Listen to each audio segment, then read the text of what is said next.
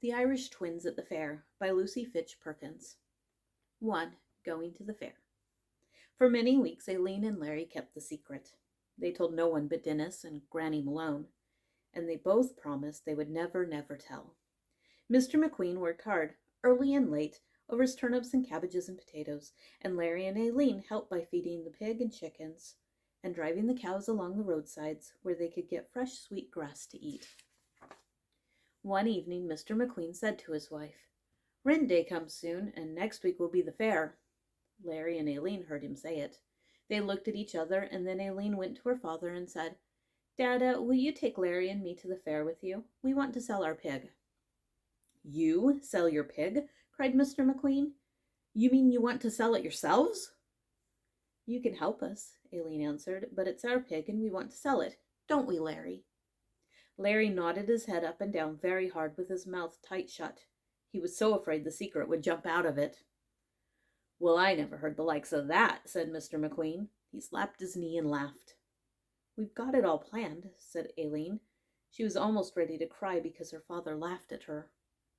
"We fed the pig and fed her until she's so fat she can hardly walk, and we're going to wash her clean, and I have a ribbon to tie on her ear. Diddy will look so fine and stylish. I'm sure someone will want to buy her." Mrs. McQueen was just setting away a pan of milk. She stopped with the pan in her hand. "Let them go," she said. Mr. McQueen smoked a while in silence. At last he said, "It's your own pig, and I suppose you can go, but you'll have a long day of it." "The longer the better," said the twins. All that week they carried acorns and turnip tops and everything they could find that was good for pigs to eat, and fed them to Diddy, and she got fatter than ever. The day before the fair they took the scrubbing pail and the broom and some water and scrubbed her until she was all pink and clean. Then they put her in a clean place for the night and went to bed early so they would be ready to get up in the morning. When the first cock crowed before daylight the next morning, Aileen's eyes popped wide open in the dark. The cock crowed again. "Cock-a-doodle-doo!" "Wake up, Larry, darling," cried Aileen from her bed. "The morn is upon us, and we are not ready for the fair." Larry bounded out of bed, and such a scurrying around as there was to get ready. Mrs. McQueen was already blowing the fire in the hearth in the kitchen into a blaze, and the kettle was on to boil. The twins wet their hair, and their mother parted it, and then they combed it down tight on the sides of their heads. But no matter how much they wet their hair, the wind always blew it about their ears again in a little while.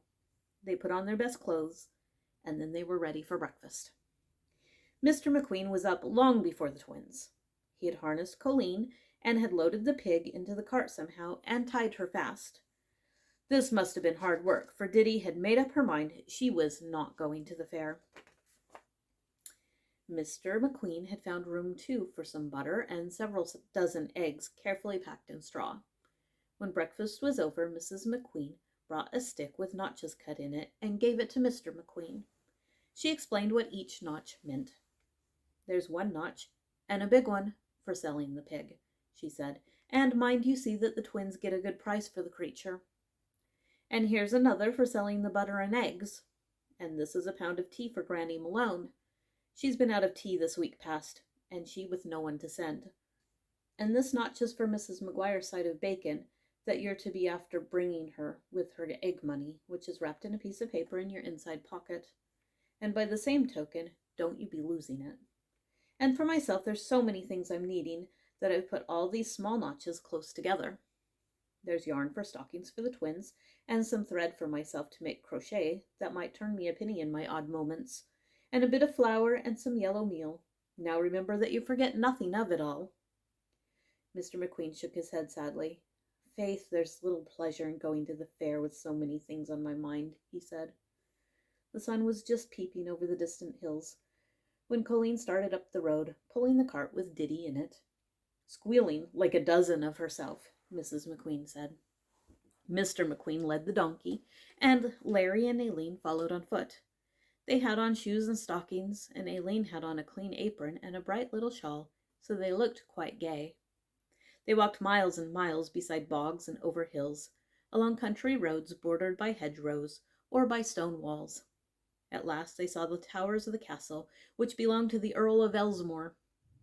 It was on top of a high hill, The towers stood up strong and proud against the sky.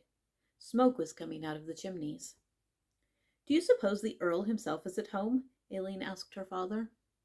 "'Tis not unlikely," Mr. McQueen answered. "He comes home sometimes with parties of gentlemen and ladies for a bit of shooting or fishing." "Maybe he'll come to the fair," Aline said to Larry. "Sure, he'd never miss anything so grand as the fair, and he being in this part of the world," said Larry.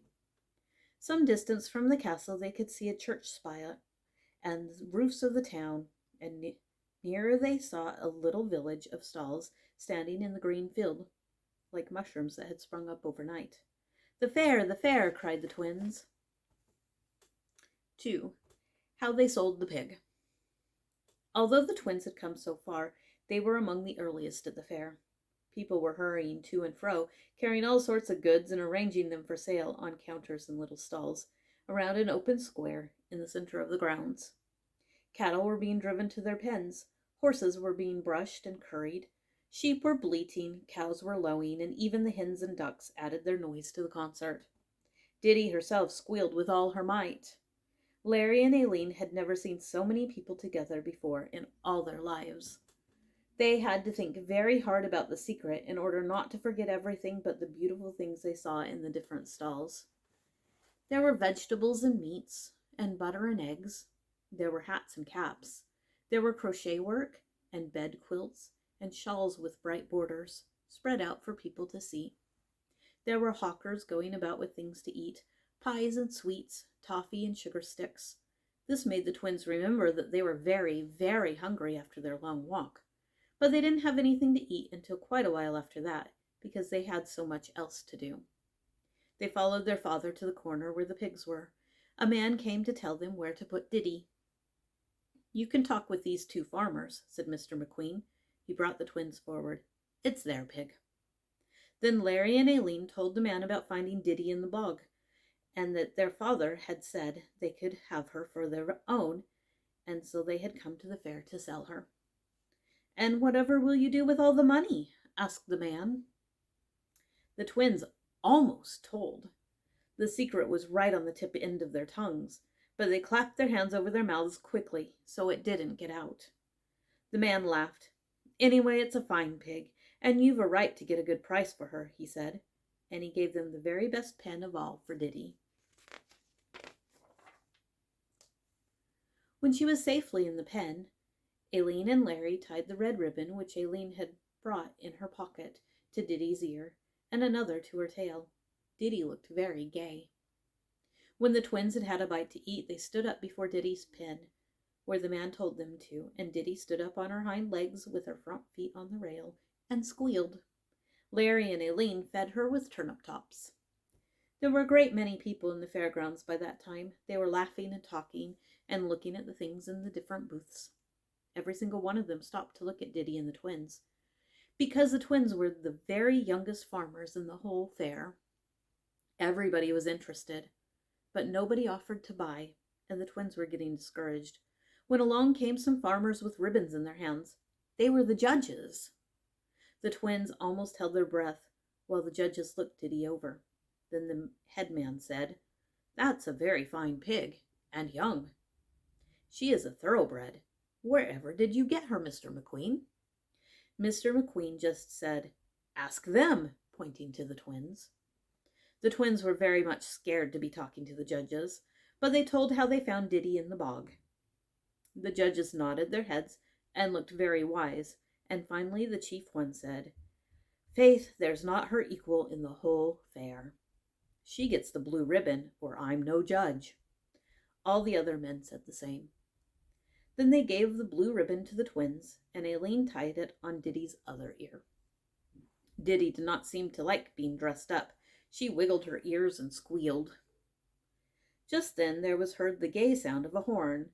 "Ta-ra, ta-ra, ta-ra," it sang, and right into the middle of the fairgrounds drove a great tally-ho coach, with pretty young ladies and fine young gentlemen riding on top of it. Everybody turned away from Diddy and the twins to see this grand sight. The footman jumped down and helped the ladies out of the coach, while the driver in livery stood beside the horses' heads with his hand on their bridles. Then all the young gentlemen and ladies went about the fair to see the sights. "'Tis a grand party from the castle," said Mr. McQueen to the twins. "And sure that's the Earl's daughter, the Lady Kathleen, herself, with the pink roses on her hat. I haven't seen a sight of her since she was a slip of a girl, the size of yourselves." Lady Kathleen and her party came by just at that moment, and when she saw Diddy with her ribbons and the twins beside her, the Lady Kathleen stopped. The twins could hardly take their eyes off her sweet face and her pretty dress and the flowered hat, but she asked them all sorts of questions, and finally they told her the story of how they found the pig. "And what is your pig's name?" said Lady Kathleen.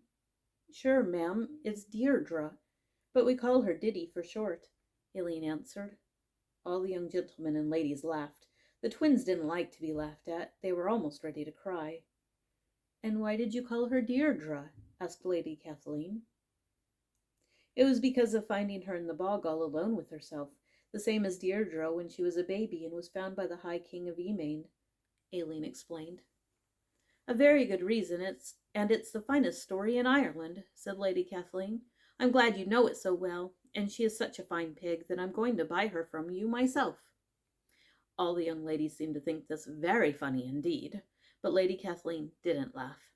She called one of the footmen. He came running. "Do you see that this pig is sent to the castle when the fair is over?" she said. "I will, your ladyship," said the footman with a bow. Then Lady Kathleen took out her purse. "What is the price of your pig?" she said to the twins, who stood open-mouthed.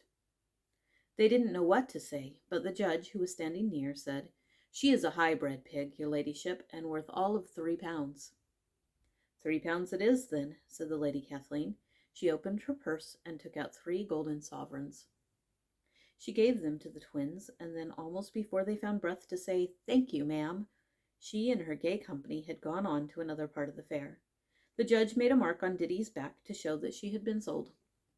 The twins gave the 3 golden sovereigns to their father to carry for them, and he put them in the most inside pocket he had for safekeeping. Then, while he stayed to sell his butter and eggs and to do his buying, the twins started out to see the fair by themselves.